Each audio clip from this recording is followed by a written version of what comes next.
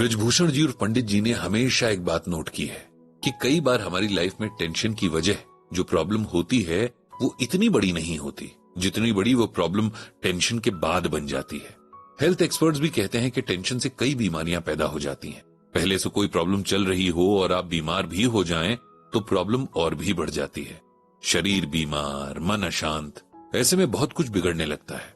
हम वो बातें कह जाते हैं जो कहने लायक नहीं होती, वो काम कर जाते हैं जो करने नहीं चाहिए। बाद में पछतावे के अलावा हमारे पास कुछ नहीं बचता है। ब्रिजभूषण जी और पंडित जी आज दूसरी बार डॉक्टर मयंक के क्लिनिक में गीता ज्ञान के सेशन के लिए आए हैं। पिछला सेशन काफी अच्छा रहा था और अटेंड करने वालों ने पंडित जी और डॉक्टर मयंक से रिक्वेस्ट की थी कि ऐसा सेशन फिर होना चाहिए।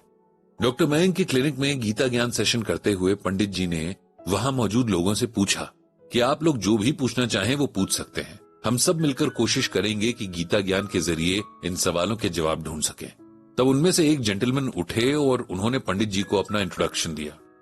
उन्होंने कहा कि मेरा नाम रितेश है और मैं 52 साल का हूं। मैं एक प्राइवेट बैंक में मैनेजर हूं। मेरी सारी लाइफ उन स्ट्रगल्स में ही बीत गई जो हम में से हर कोई करता है। लोअर मिडिल क्लास फैमिली में पैदा हुआ तो अपनी स्टडीज को लेकर स्ट्रगल किया, फिर पढ़ाई पूरी हुई तो जॉब के लिए स्ट्रगल किया, जॉब लगने के बाद जॉब में खुद को प्रूव करने का स्ट्रगल, घर परिवार की जिम्मेदारी को निभाने का स्ट्रगल भी साथ साथ चलता रहा। कुल मिलाकर मुझे याद ही नहीं आता कि बचपन की कुछ यादों के अलावा मैं सही मायने में खुश कब हुआ था।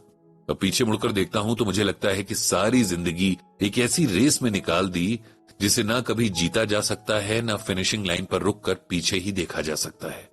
मैं हमेशा इसी बात के दुख में रहता हूं कि बड़ी मुश्किल से जो एक लाइफ मिली मैं उसे खुलकर नहीं जी पाया। मैं जानता हूं कि जो बीत गया है उसे कुछ भी करके बदला नहीं जा सकता, लेकिन मेरी सोच पर मेरा कंट्रोल ही नहीं हो पाता है। हर वक्त एक उदासी सी मेरे मन पर छाई रहती है। लगता है जैसे सब कुछ बेकार है, किसी बात का कोई मतलब नहीं। मैं बहुत कोशिश करता हूं खुद को इस कांस्टेंट डिप्रेशन से निकालने की, लेकिन थोड़े दिनों में फिर वही हालत हो जाती है। अगर मैं अब तक की लाइफ का कुछ सही यूज नहीं कर पाया तो कम से कम अब जो बची हुई जिंदगी है उसका भी कोई ठिकाना नहीं कि कितनी बची है। इसीलिए प्लीज मुझे श्रीमद् भगवद गीता में से कुछ ऐसा बताइए कि मुझे थोड़ा सुकून मिले।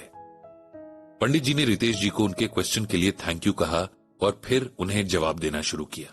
पंडित जी ने रितेश जी और बाकी सब लोगों से कहा कि रितेश जी के सवाल का जवाब देने से पहले वे एक कहानी सुनाना चाहेंगे। एक बार एक आदमी और उसका छोटा सा 5 साल का बेटा दोनों अपने ही घर की छत पर पतंग उड़ा रहे थे। बच्चे को पतंग ठीक से उड़ानी नहीं आती थी तो उसके पापा खुद पतंग उड़ाकर उसे सिखा रहे थे। पापा की पतंग बहुत ही ऊंची उड़ रही थी, बादलों को छू रही थी। ये देखकर छोटा बच्चा बहुत हैरान हो रहा था। वो चाहता था कि पतंग और ऊंची उठे, लेकिन उसके पापा से पतंग इससे ज्यादा ऊंची नहीं उड़ाई जा रही थी। तब वो बच्चा अपने पापा से कहता है कि पापा, ये पतंग इस डोर से बंधी हुई है, इसी वजह से ये और ऊंची नहीं जा रही है। ऐसा करते हैं कि डोर तोड़ देते हैं, फिर हमारी पतंग बादलों से भी आगे निकल जाएगी। बच्चे की ये बात सुनकर उसके पापा उसके कहने पर वो डोर तोड़ देते हैं। ये देखकर बच्चा बहुत खुश होता है। अब पतंग डोर से टूट जाने पर बहुत ऊंचाई पर पहुंच जाती है, लेकिन थोड़ी देर के बाद ही पतंग कहीं दूर जाकर खुद ही नीचे गिर जाती है। ये देखकर बच्चा उदास हो जाता है। अब उसके पापा उसे समझाते हैं कि चाहे हम कितना भी ऊंचा उड़ना चाहें, लेकिन हमें यह नहीं भूलना चाहिए कि हमें जमीन से जोड़े रखने वाला कुछ होना चाहिए, नहीं तो इस पतंग की तरह जमीन पर गिरते देर नहीं लगती। पिता आगे कहते हैं कि अक्सर हमें लगता है कि हम जिन ऊंचाइयों पर हैं, उन ऊंचाइयों से और भी ऊपर जाने से कुछ चीजें हमें रोक रही हैं, जैसे कि हमारी फैमिली, हमारे रिलेशंस वगैरह वगैरह। इसकी वजह से हमें लगता है कि हम अपनी लाइफ में उनकी वजह से ही सक्सेसफुल नहीं हो रहे हैं, और तब हमें लगता है कि इन सब से हमें आजाद हो जाना चाहिए। जैसा कि पतंग अपनी डोर से बंधे हुए रहती है और उस डोर की मदद से वो कई ऊंचाइयों को छू लेती है, उसी तरह हम भी अपनी फैमिली और रिलेशन से बंधे हुए हैं। यदि हम इस धागे से जुड़े हुए रहेंगे तो कई ऊंचाइयों को छू लेंगे, लेकिन यदि हम इस धागे को तोड़ देंगे तो ठीक इसी पतंग की तरह कुछ समय तक ही उड़ पाएंगे, अंत में नीचे गिरकर ही रहेंगे। ये पतंग जब तक नई ऊंचाइयों को हासिल करेगी तब तक वो अपनी डोर से बंधी हुई है, लेकिन जब पतंग अपनी डोर से टूट जाती है तो कुछ टाइम में ही नीचे गिर जाती है। आप जिन्हें अपनी रिस्पॉन्सिबिलिटीज और ड्यूटीज कहते या मानते हैं, वे कभी भी आपको खुश होने से नहीं रोकते। बल्कि आपको मजबूती से जमीन से जोड़े रखते हैं। खुश होना ना होना कभी भी सिचुएशंस पर डिपेंड नहीं करता है, यह तो हमारी अपनी चॉइस होती है। यह सच है कि लाइफ की बहुत सारी सिचुएशंस पर हमारा कोई जोर नहीं होता है, लेकिन उन सिचुएशंस के प्रति हमारा क्या रिएक्शन होगा, इस पर तो हमारा कंट्रोल हो ही सकता है। खुश चेहरे और खुश मन सबको पसंद होते हैं। भगवान को भी खुश रहने वाले लोग पसंद आते हैं।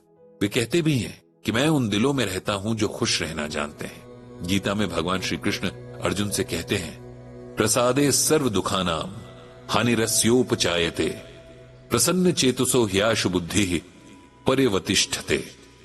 इसका मतलब यह है कि हे अर्जुन, तुम्हारा मन हमेशा शांत और प्रसन्न रहे, जल्दी से परेशान होने का स्वभाव नहीं हो। जो लोग खुश रहते हैं उनके कई दुख अपने आप कट जाते हैं, उनका दिमाग भी एकदम सही तरीके से काम करता है और उनके साथ सब अच्छा होता है। खुश रहना हमारी चॉइस है। ये सुनने में अजीब लगता है, लेकिन ये प्रैक्टिकली पॉसिबल है।